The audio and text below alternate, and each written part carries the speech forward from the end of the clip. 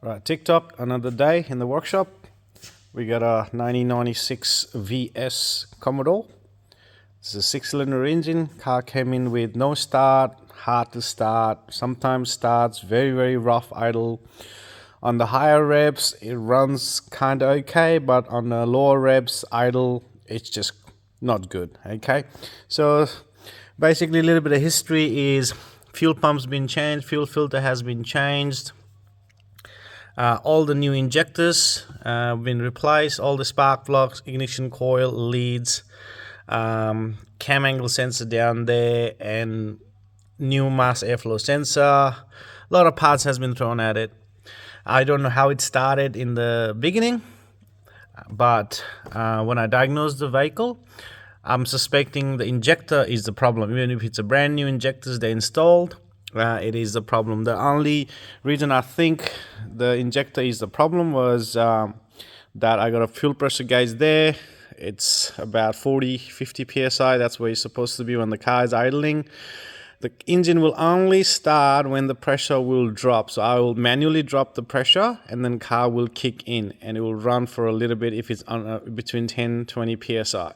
But at maximum pressure, where it's supposed to be within the specs, the car would not run, okay? So that's the situation here. I've pulled out one of the injector from the car. This is the injector that I have installed, and this is the new injector that's gonna go in the car. So this is the reason why you don't buy parts from the internet, cheap Chinese or whatever they make these days, cheap parts.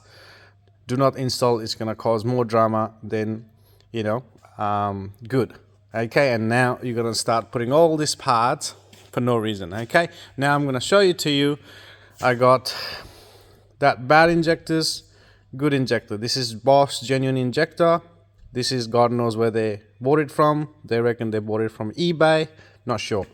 Okay, that's another reason why I do not take parts from customer as well, because a lot of the time they're gonna give me cheap parts and it's just gonna make my day worse. Okay, now I got my setup here. I'm just gonna crank it up, pressurize the system. Let's go maybe 40-50 psi. Sorry, it's a little bit old machine, a little bit dirty. Alright, I'm sitting about 60, somewhere there. We can lower it down. My dial is broken, so I'm gonna have to use a plier. About 50 psi there. Okay, and I've got my rig set up. I got a little machine to trigger the injectors. Now these two injectors are not connected. It's just there to block the fuel from leaking. Okay, these two injectors we're focusing on. I'll just turn the machine on for you guys. Okay, let's go. Alright, I'm gonna hit OK. Sorry, let's go back again. And I'm gonna hit OK, there you go. Now look at the difference in pattern, how smooth and optimized that injector is, and that one is just straight injecting in the hole. Okay, now let me just quickly stop that for a second.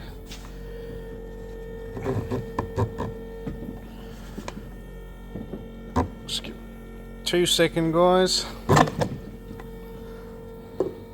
Alright, I'm gonna do some volume testing. We're gonna start with the empty bottle, both empty. We're gonna do the same. We'll probably go 10, 20, 30 seconds, whatever. Alright, there we go. You can definitely tell the difference in the pattern there. Bad injector, OE quality injector right there. We're just gonna see, and you can already kind of see the difference in volume, even if my bottle is not straight. But you can tell the difference. Let it run for another 10-15 seconds. I'll set the machine and we'll check the difference in volume here. So this is the reason. Do not buy cheap parts. It's gonna cause you more drama. Alright, I'll shut the machine. Alright, we'll get this bottle out of there. We'll find somewhere straight. Okay, there you go. You can see the difference. That's from the good injector, that's from the bad injector. So there you have it.